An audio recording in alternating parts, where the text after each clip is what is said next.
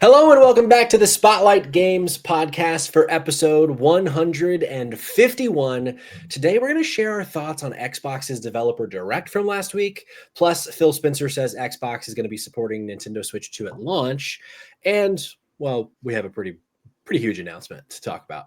Joining me as always, my sweet dumpster boy, Gaiman Duddy. Gaiman, welcome back to the show. How are you today? Patrick, the brain rot's gotten worse. Yeah? Brain rot's gotten worse, Patrick. Tell me about it. I did it. Oh, no. What'd you do? Ask me how many platinums I've got. Fuck. How many platinums you got? I got 15, meaning I've successfully accomplished getting a platinum every other day. This is more than every other technically, day. Technically, I could squeeze crazy. One more platinum in. You're at like 2.02 games platinum a day or Patrick, every other day. Yeah. Patrick, I want you to ask me another question. You ready? Ask ready. me how many movies I've watched. Oh, God. Cayman, I got to know. How many movies have you watched? Patrick, I specifically watched one extra movie today just so that we could have 69. Oh, nice. Man, and here you're giving me shit for not doing my job. What are you doing, brother? Absolutely fuck all day. Just fucking nothing. I'm a useless cow. But you're a handsome cow, that's for sure. Speaking of handsome, joining me also today, JakeTwitchin, aka AmazingStreamers.com. No, AmazingStreamer.com's JakeTwitchin. Jake, welcome back to the show. How you doing, my dirty dog? I'm doing great, and technically I do own AmazingStreamers.com just in case I need any other ones. So you go crazy. Hey, I mean, we are maybe building a little bit of a thing here, which we're going to talk about in a second. Kayla Gray gifting a sub in the chat. Maybe she's a part of the thing from downtown. Nothing but the bottom of the net. We got a lot of video game stuff to talk about because this is the Spotlight Games podcast where each week we spotlight the latest and the greatest in the world of video games. You can get it by subscribing to our YouTube channel at Spotlight Games Pod or by searching for Spotlight Games in your favorite podcast app. And hey, you can be on the show by tuning in as we record live Tuesdays at 8 p.m. Eastern time right here on twitch.tv/Spotlight Games Pod, just like Bama Bruh, Noah C92, Sirius Shard, Gianni DeCrosta, Kayla Gray 6, and many more. So be like them. Follow us here so that you're notified when we go live, so you can be part of the conversation. Spotlight Games stream are back in full swing. Last week, Rose and I streamed and also voice acted Doki Doki Literature Club. We activated on that stream. We became fucking waifus, and there was a lot of going on. So we're going to be back with that tomorrow night for some more Doki Doki Literature Club.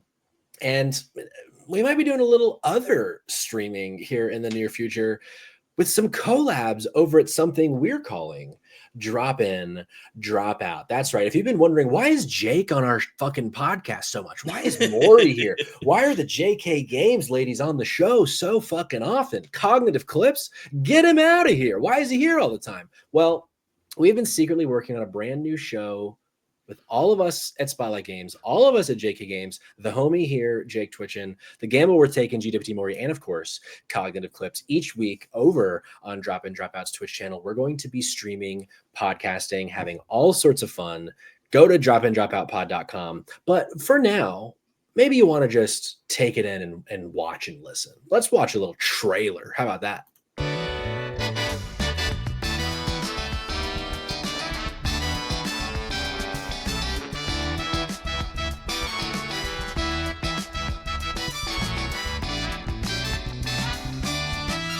Welcome to Drop In, Drop Out, the conversational podcast where 7 friends come together to talk about all things video games. One of the things that we really want to do in the future is have some other people drop in. So if you're a game developer, if you are an avid podcast listener, if you're a gamer that can speak halfway decently, drop into those DMs. If you're Greg Miller, if you're Tim Geddes, if you're anybody out there. We've made it so easy for you. All you need to do on any social media platform is search for Drop In, Drop Out Pod, or just go to dropindropoutpod.com. You'll find us there. Easy.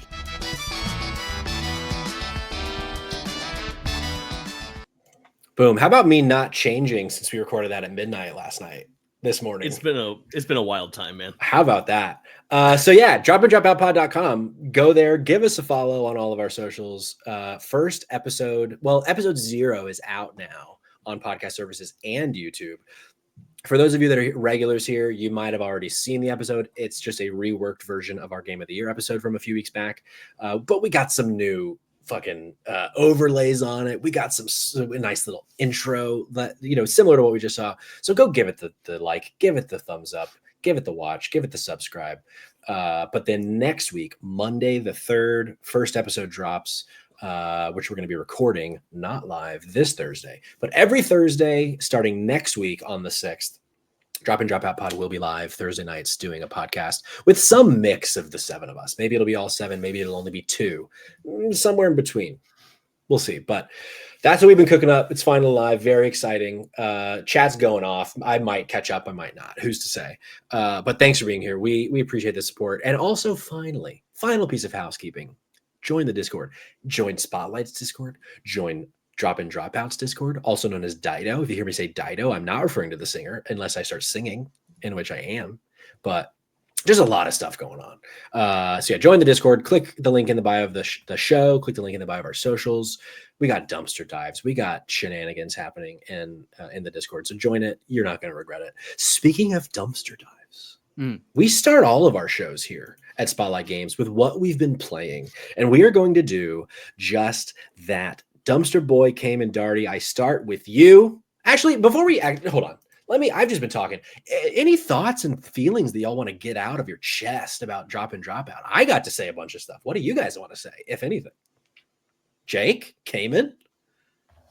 What a time, man. I'm so excited. It's been tough to keep a secret, but we've all been like secretly collaborating. We've had so many meetings and we've built so much rapport, even more than we had when we started out. And it is nice to blow the roof off of this thing. And it's going to be like a weird pacing starting, kind of yesterday up through the next like week and a half, 2 weeks. But we're going to start spewing a lot of content at you across all platforms. So excited to share it with the world. We got a lot of plans. Yeah, so I think we can let the cat out of the bag that I was never actually sick. I've been fooling the whole time. The reason why you've been seeing all of these familiar faces is because we all came together. Absolutely no other reason than that. The other thing, there's too much ego in the room if I'm there, because I was beating everyone so badly at Fantasy Critic that it was like, we can't have this asshole on camera anymore. But no, it's funny. I've actually never saw that trailer until this moment in time. I don't know how I got around seeing it live for the first time with everyone else. Fantastic, boys. Just absolutely incredible work. This is what you're going to get out of Drop In Drop Out from here on out. Even members of our team don't even know what we've announced. Let's fucking go. Well, with that, now, what a great way to go into what we've been playing. You know why you didn't watch it? You were too busy in the dumpster diving to bring to the people the games and the bargain bin of time that they could be playing. Tell us about your latest dumpster dives, Cayman. It's actually really funny. The reason I missed this whole call last night, we had like a secret impromptu meeting that I missed, was because I was playing one of these games, Eternal Hope. So this is a dumpster dive. Bringing the first one. I got 2 for you today. So the first one I'm going to bring to you is this little game called Eternal Hope. Patrick, you got any B-roll for that? Trust me. We do. So Eternal Hope, the developers, a small studio, basically came out and said, like, we were inspired by Hollow Knight and we were inspired by Limbo, and we wanted to make a game like that. And the truth is, I don't think it's anything like Hollow Knight, outside of the fact that it's got the same kind of a cartoonish aesthetic. It's very much like Limbo. And I'm historically one of those people that was like, I understood why people like Limbo, but like it just wasn't a game for me. I think this game unlocked that, where I was like, I now understand. The way it kind of functions is there's like 7 or 8 chapters, and each chapter is split up into like a few different mini checkpoints. In each checkpoint, essentially, you have some puzzle platform mechanic, or there's an encounter with an enemy that will kill you, and you have no way to defend yourself. So figure out how to solve them. And it's a puzzle, but it's not an active puzzle.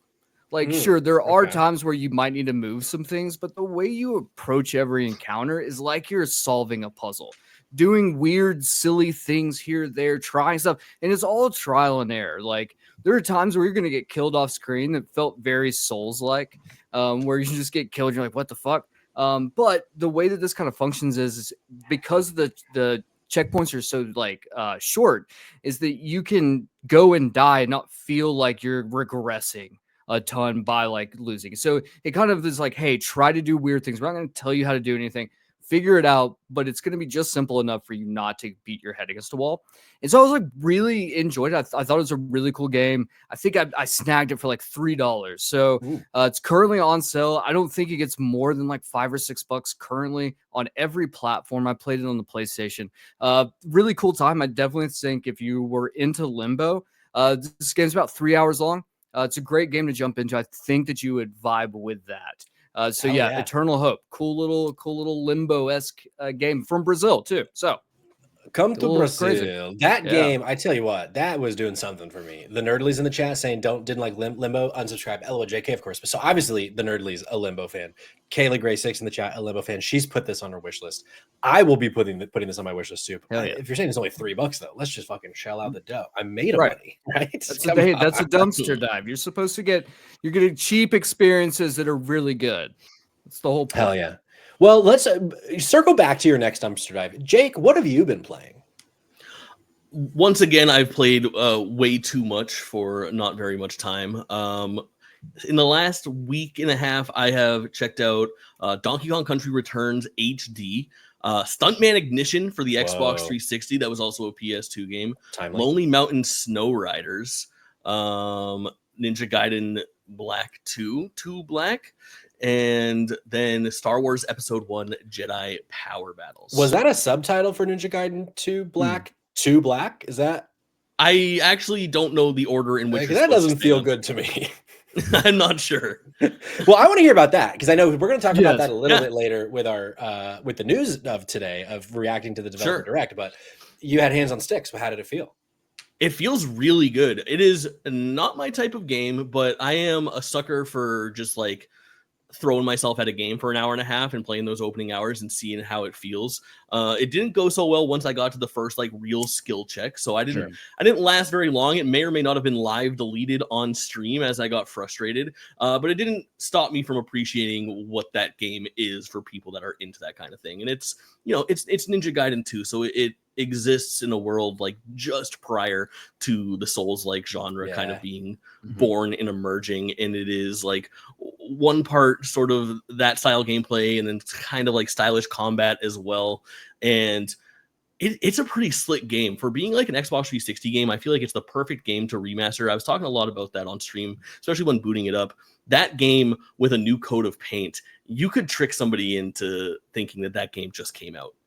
Like it is. I mean, I was in your stream a little bit. That game looked really good. Like I was shocked really at how good it looked. Yeah. Yeah. And I was playing on Xbox Series S. I'm in my parents' guest bedroom right now, down on vacation in Florida, and it was still rocking. Like I can't imagine that on a Series X. Yeah. Noah C92 in the chat says Ninja Gaiden 2 was a 360 title. Ninja Gaiden 2 Sigma was a different version of 2 that reduced enemies and added some bosses. And then Ninja Gaiden 2 Black is a remake of Gaiden 2 in Unreal, and it has some parts of Sigma version, but not all of them. Not complicated in the slightest. I remember playing Ninja Gaiden 2 back on the 360 and playing the first one on the Xbox, the original Xbox, and thinking like, man, I'm just so bad at video games. To then now learn today, oh no, those games were just hard as fuck. Has been a nice like looking back, and maybe I was a little hard on myself. Maybe we can all give ourselves a little pat on the back when we try our hardest. You know what I'm saying? I've been playing a game that I can finally talk a little bit about. And that's Citizen Sleeper 2. That drops in 2 days as of recording, as of listening to this podcast, either tomorrow or today. Depends on how early I get the podcast up. But this is a sequel to an indie darling from a few years back, the original Citizen Sleeper. Can't say much other than high level thoughts, which is this game fucking rules. It's going to be a game of the year contender. I guarantee it. And if you like anything that is just very story driven with not a lot of gameplay, like if gameplay isn't a deal, like a lack of gameplay isn't a deal breaker for you, then this is a game that you're really going to fuck with, especially if you like a sci-fi vibe, if you like a tabletop RPG vibe. This game is really, really fucking good. I've not finished it yet, but I will be shocked if I don't give this a 5 out of 5 on the golden shovel scale of Spotlight games. So next week I will give my full embargo free thoughts, but I am allowed to say that this game fucking rules. So go play it. Cayman, I believe you had at least one more dumpster dive for us. Dude, I got one more dumpster dive. And let me tell you, this is the weirdest dumpster dive I think I've played in a long time. This is called My Hidden Things. And the long running joke is that I love the Hidden Cats games. Like I love hidden picture games. This is not a hidden picture game. This is a very weird game in which you are given, you're supposed to be like impacting people's dreams, and to do that you enter a dream, and a dream will have like a series of pictures in which you can pull them around and combine them with other things to create request of someone's dream. The thing is, this game starts and you're like, cool, this is cute, it's kind of fun, like, oh, okay, that's a little fucked up and depressing, and you're like, all right, okay, oh my god, this is a fucking horror game. It will throw you for a loop. This game's about 2 hours long. Absolutely befuddled by the end. The mechanic of like combining things and the way that they use that with telling the story, which looks like a storybook, and the fact that like stories start intermingling the further you get along, it becomes such a wild ride. It's not difficult. There's a couple of times you might get like pressed where you're like, what do I combine with this to make this? And then you realize that it's a completely different puzzle style that like it catches you off guard. So it really keeps you on your toes. And definitely by the end of the game, when all of a sudden shit gets really real and like you've gone of a roller coaster ride of like feel good moments, getting real fucking depressed, and then being like, oh my god, there's a serial killer on the loose, and these people I've been playing are like in danger. It becomes such a completely different game. I picked this up for $1.50. Amazing. Absolutely bonkers. I genuinely am like, please, if you pick up a dumpster dive so far this month, and I've covered, I think 15, no, I mean less than that, or probably more than that, actually. Fuck, who knows how many dumpster dives we've done this far. Either way, if you pick one up that I've talked about this month, make it be this one. Cool. This one is going to catch you in ways that you were not expecting.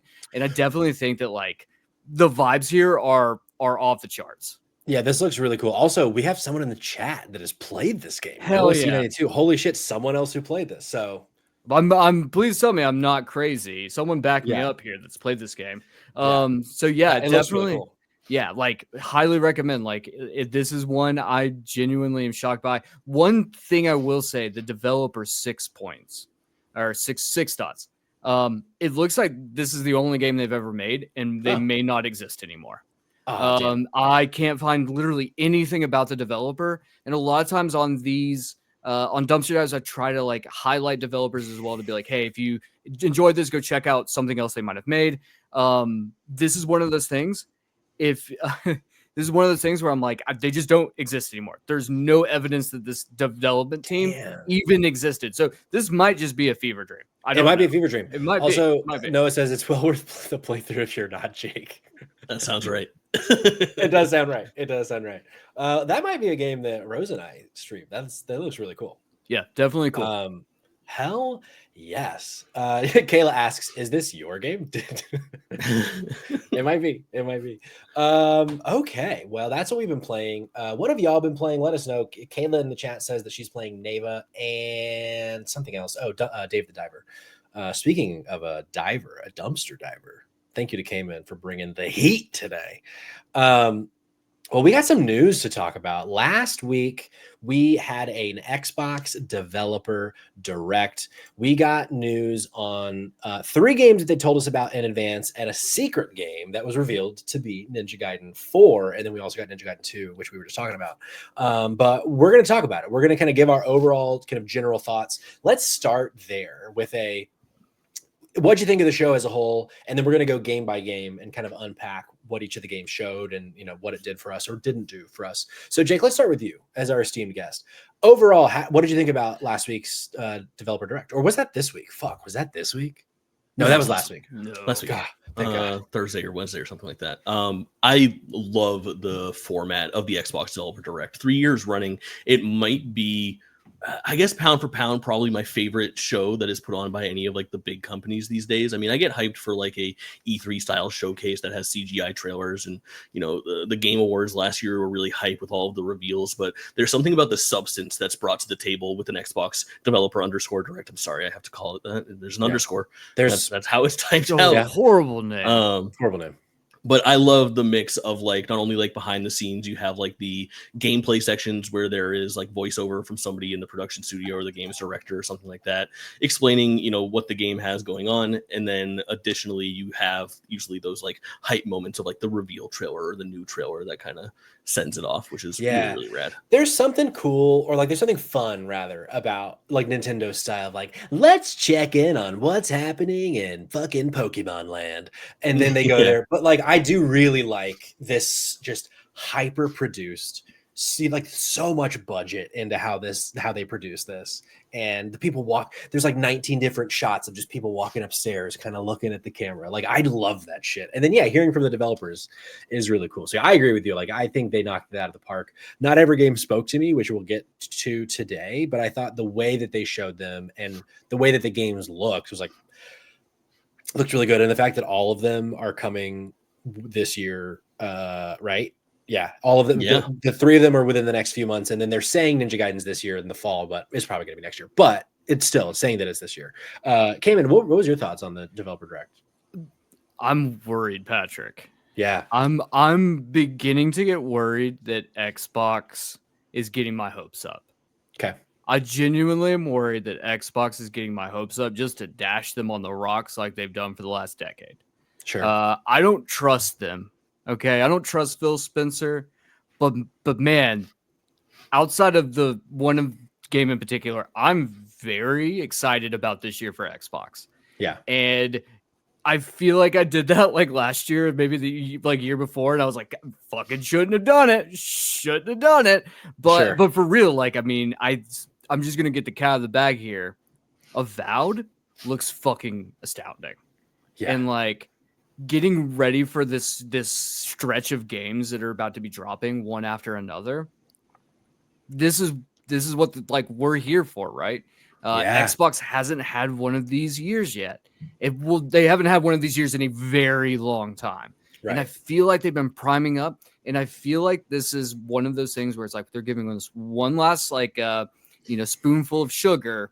And we're either going to get it and it's going to be fucking great, or we're going to have a Starfield and we're all going to be like, this is going to be another fucking Xbox year. So I'm there. A spoonful of sugar. That's a good little reference. So, are they going to just try to make the medicine go down, or is this going to be a fucking hit? Because Chunklet the Mongu, the homie in the chat, this is Xbox's year for the umpteenth time. Like we've been saying this for so long, but it does actually seem like this year could be the year. We have Avowed in February, and then 3 of the 4 games that they showed this Developer Direct that we're about to talk to are out before May. So like the first half of this year is 4. 3 of them are first party. One of them is a third party game, the 33 Expedition, Clear Obscura, whatever. But it seems like this, it finally does kind of feel like we might actually be getting to that like promised land with Xbox of like they dropped all this money. Granted, only one of these games is related to Bethesda, because it is Bethesda, right? Doesn't Bethesda own it? Yeah. So yeah, they own the devs behind South of Midnight, right? I don't think so. I think that is a partnership. Well, so Xbox owns them, but I don't think Bethesda owns Compulsion. Right. But Xbox definitely owns Compulsion for sure. Okay, that's okay. Yeah, so Xbox has spent money on all of these studios For sure. Yeah. For sure. So yeah, let's jump into it. So they started out with the aforementioned Ninja Gaiden 4. Jake, so you were saying that you've played, let me get that controller off your face. You played 2.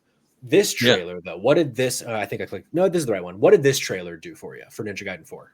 Super hype, man. Like, it looks so good. And then flashing the platinum games on the screen where like I think it's been hit or miss for Team Ninja. Like, when you think of Team Ninja over the past like half decade, you've got like some like Neo remasters, you've got Stranger of Paradise, you've got Wolong Fallen Dynasty, and Rise of the Ronin, I think, are kind of like everything big that's been happening.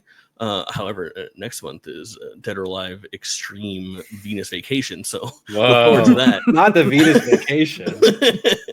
The dating sim that was promised. But yeah, I think this looks really good, and really a hype surprise too. I think what's nice is that last year's like surprise for the developer direct was Visions of Mana, which was, you know, hype for some people, but I don't think the Mana series has the power that Ninja Gaiden has. And I think people left that last developer direct a little bit disappointed compared to the Hi-Fi Rush Shadow Drop from the year prior. And I think this surprise came through this time around. This I think rivals, especially with the Shadow Drop of Ninja Gaiden Black 2, the announcement of Ninja Gaiden 4.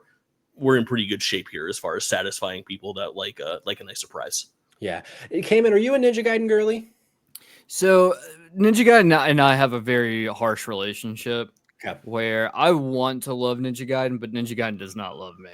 Yeah, sure. You know, that being said, I'm going to disagree with Jake here. I'm getting major DMC vibes, and I just, something about this looks like, and here's the thing. I think that we were overly critical of DMC. I think that DMC fundamentally played well. Everything else about it was just completely missed. Like, it wasn't the Dante we want. I'm a little bit worried that this has that same kind of vibe to it right now. It almost feels more like that weird Ninja Gaiden game that came out after, like, in between. You guys remember this like Ninja Gaiden game that was like not Ninja Gaiden at all, that was like futuristic robots and stuff? I might be crazy, and this is another fever dream I'm living through. It might. Noah might in the chat. He seems to be big on Ninja Gaiden type games as a guest from how much he knew about 2. So maybe Noah's picking up what you're putting down. I'm personally not, but that's okay. There is a Ninja Gaiden spinoff. Either way, that's all to say. Yeah, I don't know. I'm not feeling this as much. I think it's going to probably play really well. Yeah. But I just don't know if anything else around that is going to latch. And I don't think aesthetically, like with what it's doing, I don't know if people are going to grab onto this maybe as much as like the old Ninja Gaiden games, where it was like, you know, you've got like realistic settings, but also you're, you know, killing fucking demons and shit. Yeah. So like, you know, and this seems to be one where it's kind of like cashing in on the whole cyberpunk vibe, and like just not, I don't know, man, just not feeling hot on it, but yeah, I'm not cold either. Just kind of riding that middle wave. Sure. Yeah, I'm kind of in that boat with you, Cayman. Where like I do think this is just not a Patrick game, but like watching that trailer is like, man, this looks slick as hell. Like the animations, the graphic art style, like all that kind of stuff. It looks. I understand how this could be a fucking hit, but I just doesn't like do much for me. Now, the fact that it's going to be on Game Pass day one, of course I'm going to try it. That's, you know, the beauty of Game Pass. But I don't know that this is going to be for me, but I hope to be proved wrong. For me, I think the deciding factor is going to be, is this game going to be so difficult that I don't have a good time? Right. Because I'm at that point with these kinds of games where like, unless there's like an easy mode, I just don't have the time or the patience to have my face beat in by a computer. The world around me beats my face in enough, especially now. So I don't need a game doing that. So I don't know. We'll see. I hope that maybe with Platinum, maybe it won't be go down that really hard route. We'll see. Platinum's in a weird place right now too. They had a lot of talent leave recently. Isn't that correct? Is that what's going they on? had some direct like creative directors leave. Yeah, I think a lot of names are gone as far as like people that kind of made that company what it is. I think one of them being the person behind Okami. Also, I'm looking at a Wikipedia page for Yaiba Ninja Gaiden Z, sitting here at a 43 on Metacritic, and it is now my most desired Ninja Gaiden game to play. I want that. I'm ready for that. That's it. I just looked it up too, and let me tell you, not fantastic. They were right. Mm-hmm. That number is correct. So, throwing it out there. Yeah. Well, we have a hot take in the chat. The homie Johnny DeCrossa says, hot take, DMC was my favorite Devil May Cry. Lol. So maybe this is going to be Johnny's game of the year. Who knows? We'll see. Because Devil May Cry is a series that I loved from afar. But since I never had my own PlayStation, I remember playing a lot of the first game on my friend's PlayStation 2, but never really getting to play more than that. And I was like, man, there is nothing cooler than fucking Dante with his fucking coat and his hair. Oh, God. Just get more Devil May Cry. Can we just get some more Devil May Cry, please? After that, any final thoughts on Ninja Gaiden before we move to what I'm the most excited about? Inside Your Asshole 3, The Reckoning. They finally showed us Inside Your Asshole 3, The Reckoning. Day one on Game Pass. Completely produced and made by Phil Spencer himself. One of those one-man game creations. No, the next one that they showed was South of Midnight. We got a date. For this is going to be coming April 8th on Xbox. So this is right around the corner. It's going to be coming to PC as well, all on Game Pass. They released a bunch of other stuff. Like there's going to be a premium edition. They're doing the bullshit like 5 days early if you pay more money. I'm going to do my best to not do that and be a good boy. But we'll see how that goes. But this game for a while has been a game that I've just been so hyped on from the first time we saw it. When we saw a little bit more last year of the gameplay, there was like a little bit of concern that I think everybody kind of had with that like stop motion. Is that going to read in a game? Because, so many of us these days are drawn to clean frames per second. Just like all of a sudden, intentionally it's looking like it's 20 frames a second. I'm hopeful that doesn't kind of ruin the vibe for people, but I just really love what they're showing here, especially later. We see some boss fights of the character Hazel fighting this giant fucking crocodile from the swamp. I'm all in on South of Midnight, and I really hope that this is a huge hit for Xbox. But Cayman, I know you and I were chatting a little bit offline. Mm-hmm. You have some concerns about this one, right? I feel like I'm coming in like super critical coming off of Ninja Gaiden 4, but here's the thing. The developer Compulsion Games did We Happy Few. That was a game that I was like really excited to play. And I tried really hard to be like an apologist for it. But the truth was the game didn't land. So here's where I'm at and why I think that maybe we're not in such a bad place after all. I'm coming in with some positivity. Is that I think the thing is with We Happy Few is they needed that game to exist so that they could get better. And I think from what we're seeing here and through the direct that we might actually get like what they were trying to do with We Happy Few. I mean, it's a completely different game and doing something else entirely, but I think that they needed that experience to pull something off like this and actually make it work. And so I am hesitant because just of the fact that like there was that hype factor for We Happy Few that, we all got really, jonesed for this really cool looking game. And then it wasn't that great. So there is part of me that is a bit hesitant. That's like, yeah, you know what? Fooled me once, shame on me kind of situation. But I am kind of coming into this with a bit more hope.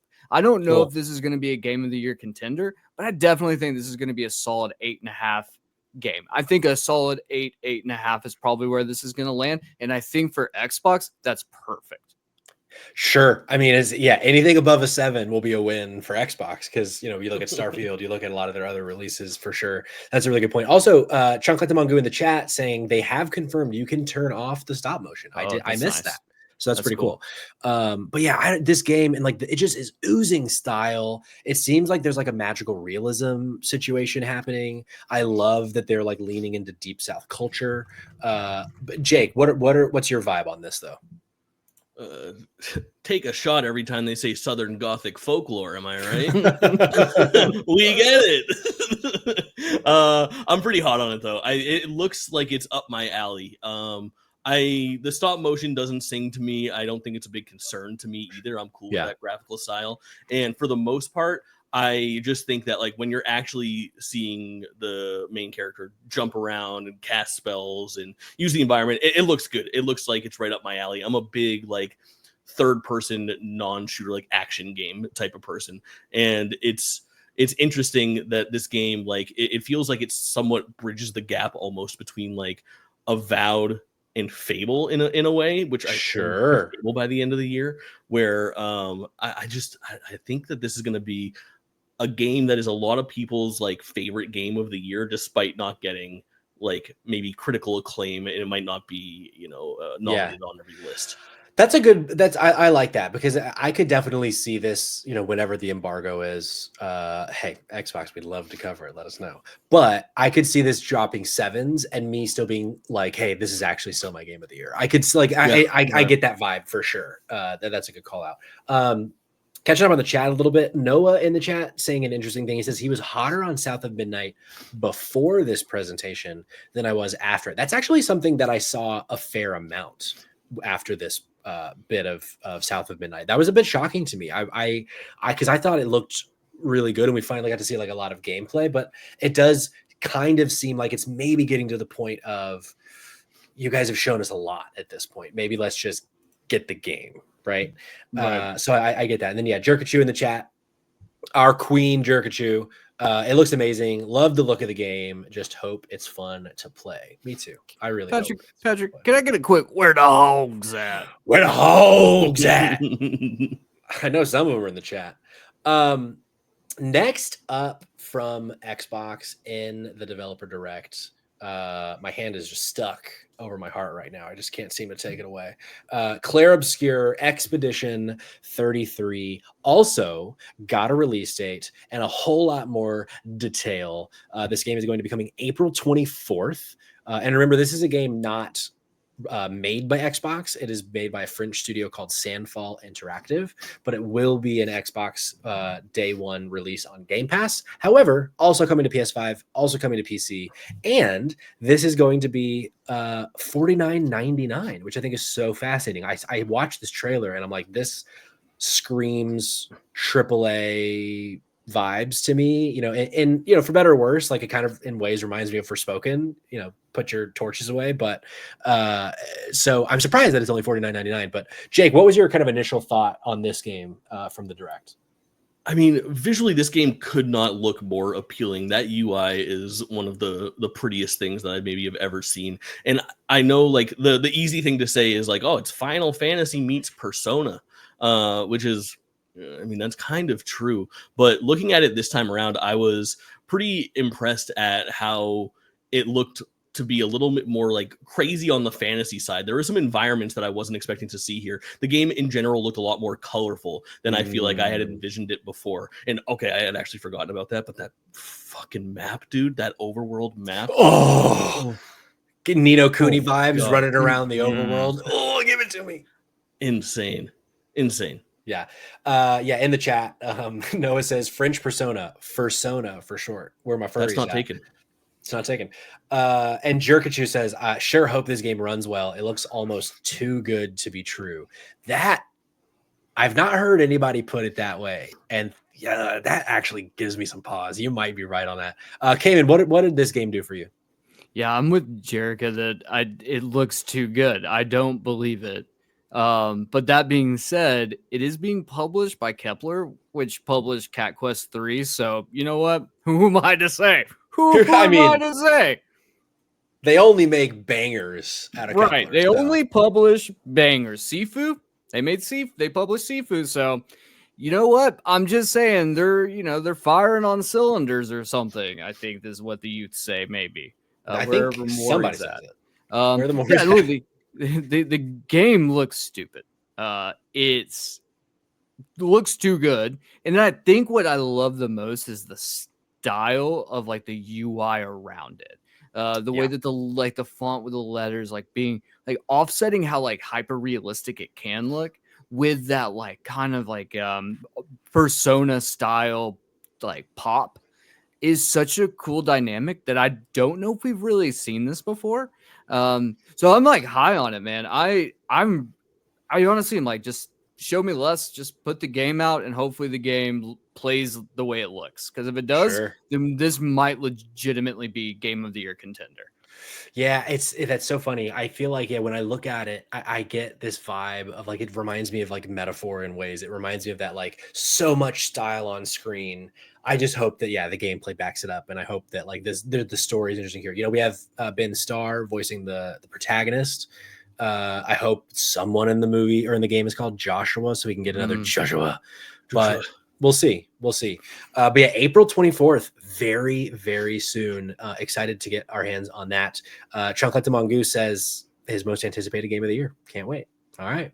Might have to bring you back on the show. It's been a while since we've had Mondo on the show. And then so they closed out the show after this with Doom: The Dark Ages. This is coming in May 15th. They showed us that, you know, they talked a lot. The trailer that I have here today is very short. It's only like 1:15, but we got a lot of information about the way the game feels.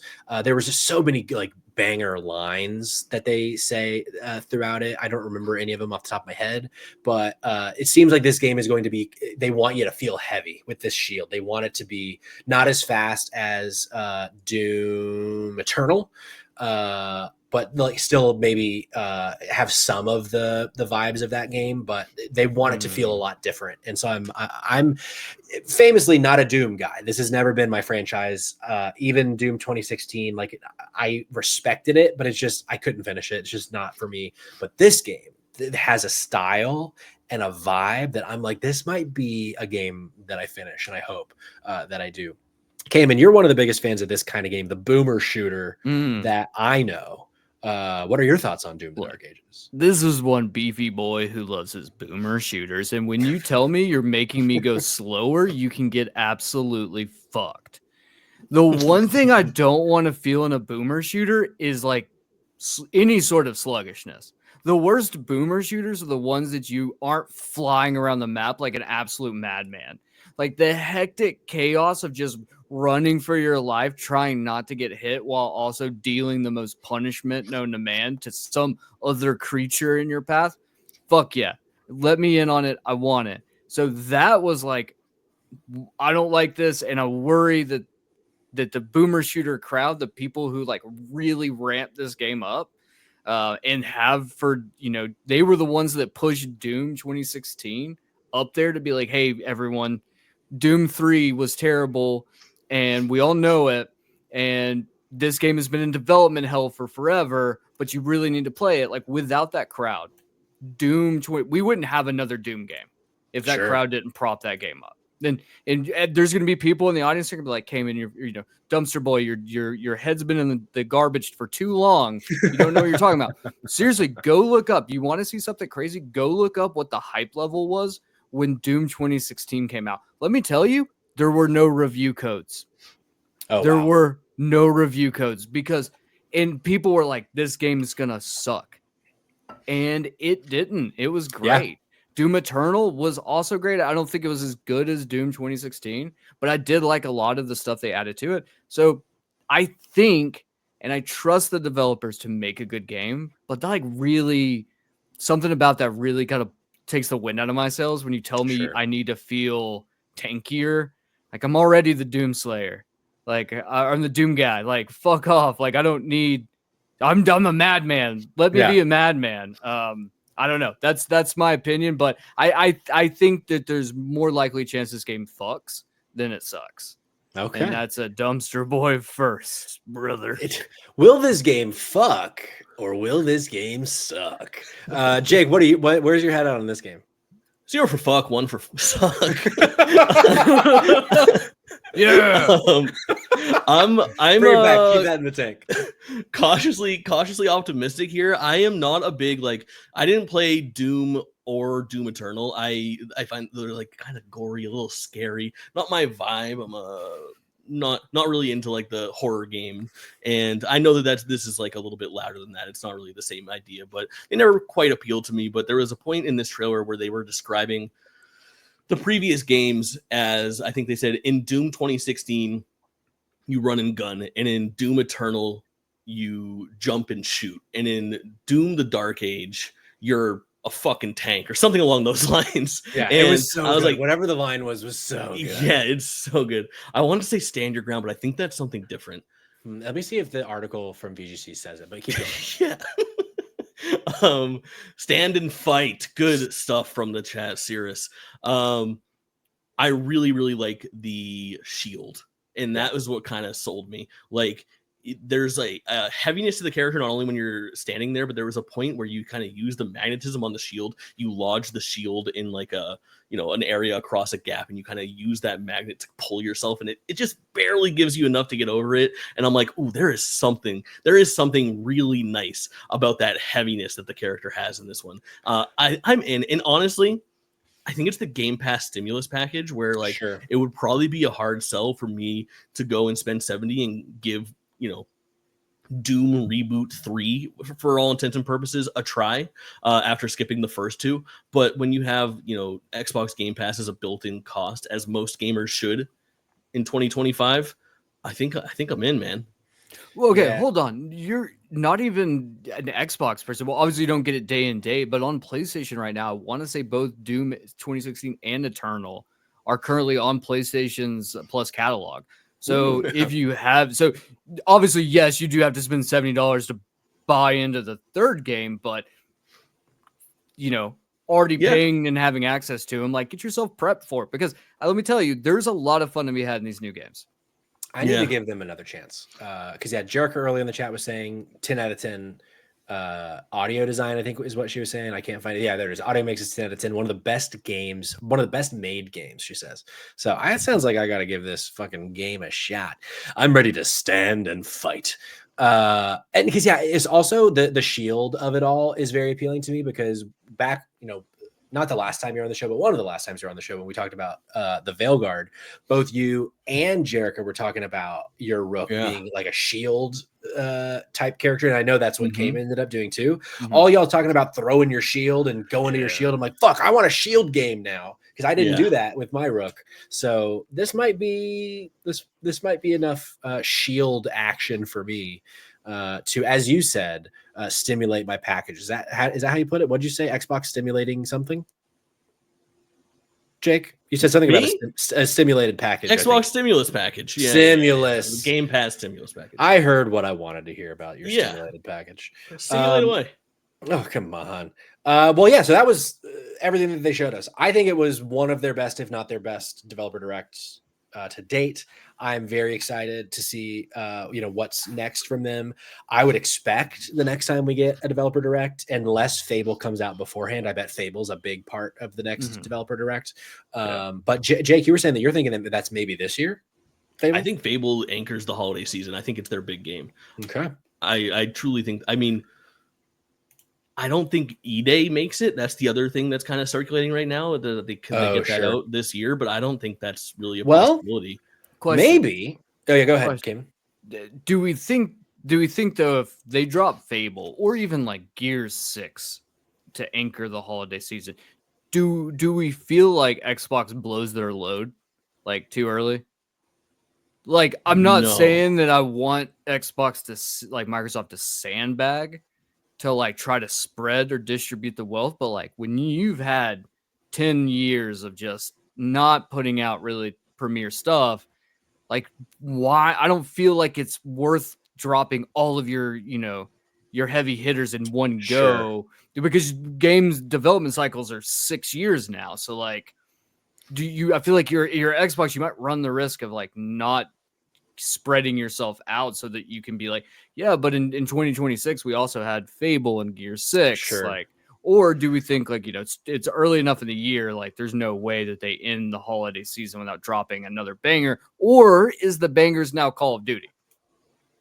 I honestly think that they are going to stack this year up, crazy. I mean, if they're only showing stuff outside of Ninja Gaiden, which is third party, for the first half of the year, and they have a whole second half of the year planned, I think that they are just trying to get the idea of Xbox hasn't had a banger year in a long time out of people's heads. They want this year to be everyone saying Xbox, Xbox, Xbox. They did it. They finally did it. They can have a slow 2026 and come back and do it again in 2027 with Perfect Dark and Gears of War E-Day and maybe a beta for the next Halo or whatever they end up doing, whatever else they're cooking out there.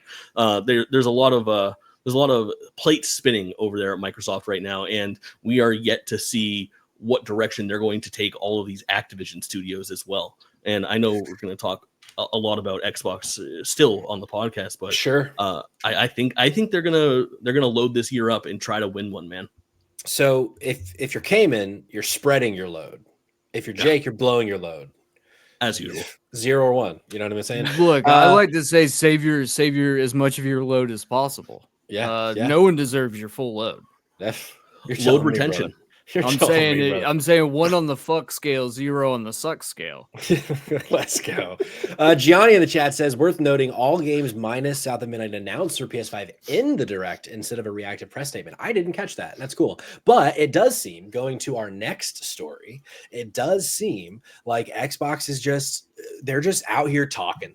They're out here saying the things, and they're not worried about saying Nintendo, saying Switch, because it has now been reported directly from the mouth of Phil Spencer that they plan on supporting the Switch 2 launch. I am pulling this story from Andy Robinson at VGC. Microsoft's gaming CEO has praised Nintendo Switch 2 and said it plans to support the upcoming platform with ports of Xbox games. Nintendo finally announced the new Switch earlier this month. And although no games have been officially announced for the platform, Xbox's teams are said to be prepping multiple releases, including Diablo 4, Halo, the Master Chief Collection, and Microsoft Flight Simulator. Microsoft's newly acquired Activision is also committed to releasing Call of Duty games on the Switch 2 via its agreement with the FTC. Speaking in a new interview with Gamertag Radio published on Friday, Spencer confirmed Xbox would be supporting the platform and said he's exchanged messages with Nintendo's president following Switch 2's reveal. He said, I was exchanging emails with Furukawa-san, the CEO of Nintendo. I gave him a big congrats and said my old eyes appreciate the larger screen. Pause for laugh. Ha, ha, ha, ha. Nintendo, their innovation and what they mean in the industry, I just always applaud the moves that they make. They did a little flash video, and I know we'll get more detail over time. I'm really looking forward to supporting them with the games that we have, and I just think they're a really important part of this industry, end quote. The article goes on, but I think that's a good stopping point. So they are being very clear. We're going to be supporting Switch 2. This is kind of, the first Nintendo console where from the jump, they're like, all right, we're there. Day one with Xbox games. Obviously, there's already some Xbox games on the Switch 1. Sea of Thieves, the other game that we talked about earlier that was shadow dropped. Ori kind of, sure. I can't think of the game from last year. Hi-Fi Rush, thank you. So yeah, I guess my question is, this article says that there's rumors about Diablo, Master Chief Collection, and Microsoft Flight Simulator. How far do we think this goes? Do we think this is Fable on the Switch? Do we think this is South of Midnight on the Switch? Or do we think this is, let's start with older games, your Gears of War collections, your, those kinds of things, whether they're new or old, but just older franchises. What's kind of the general vibe? Jake, let's start with you. Where do you think their heads are at and what they're going to do? I think the best way to probably predict what's coming down the pipeline for Microsoft as far as can we call Switch 2 like a competitive platform? Probably.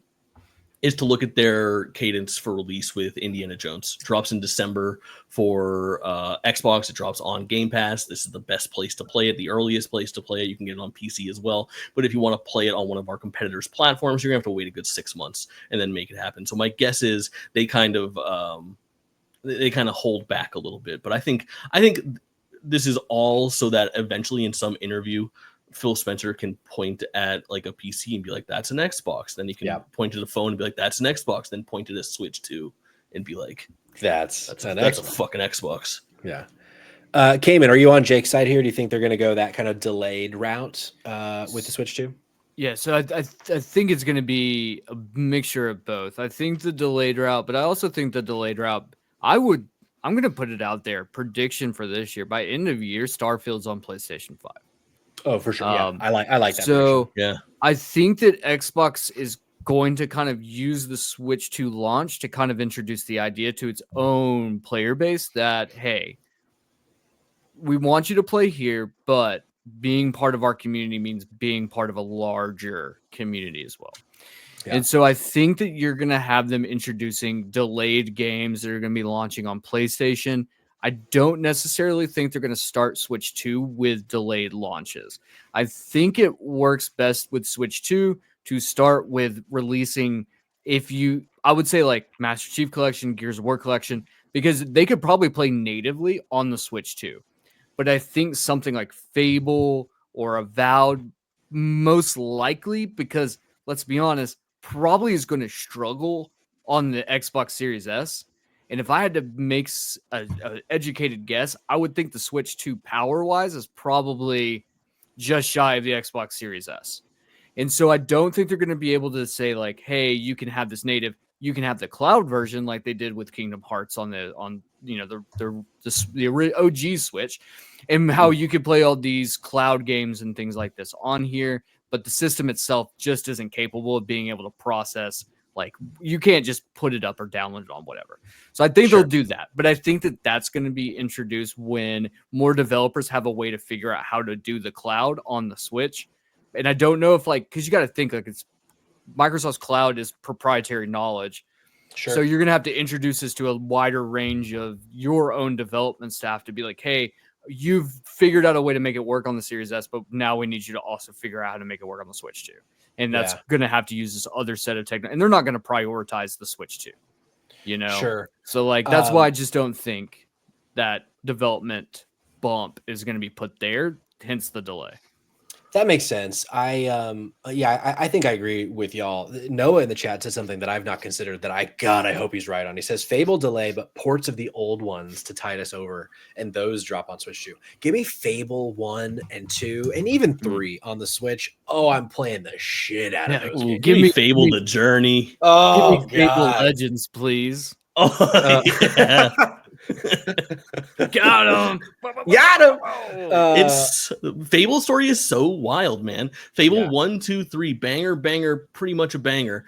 And then they were like, we're going everywhere with it. The next Fable, we got Fable Legends, we have Fable the Journey. We're gonna franchise this thing, and then just nothing, man. Yeah. Do you guys remember when Peter Molyneux introduced the concept of love in Fable 2 with a dog? I do. What a great fucking. Do you remember when Peter Molyneux was like, you can plant a seed and it will grow in real time in your game? Yes. What is that weird Peter Molyneux game that was announced last year? Oh, I thought you were talking about the click the block. Is it game. just him? Is it just Peter Molyneux sitting outside your window staring at you? No, it's like a weird spiritual successor to Black and White, I think, or something like that. Wasn't there like a god game? Yeah, he announced. Yeah. I forgot it exists. I remember watching it and being like, known liar Peter Molyneux. Do you think all the problems in the world is because Peter Molyneux's been like pulling all the levers? Like, we are living inside of Peter Molyneux's own God sim. Like, Peter Molyneux really is. He's like a Christ-like figure in his own world. Like, he comes down here and he's like, I'm going to give you a game in which you plant a seed and it grows in real time. Correct. And everyone's like, yeah. Then he gets crucified because he can't deliver, and he just goes back up to his own Peter Molyneux heaven, and he's like, the people don't love me anymore. I'm gonna give him Black and White 3. I mean, Peter Molyneux walked so that Mark Cerny could run. I'll be the first to say it. That's fair. Some say it. Of the weird fucking creepy, I'm gonna talk at you with the most like piercing, like whispery voice.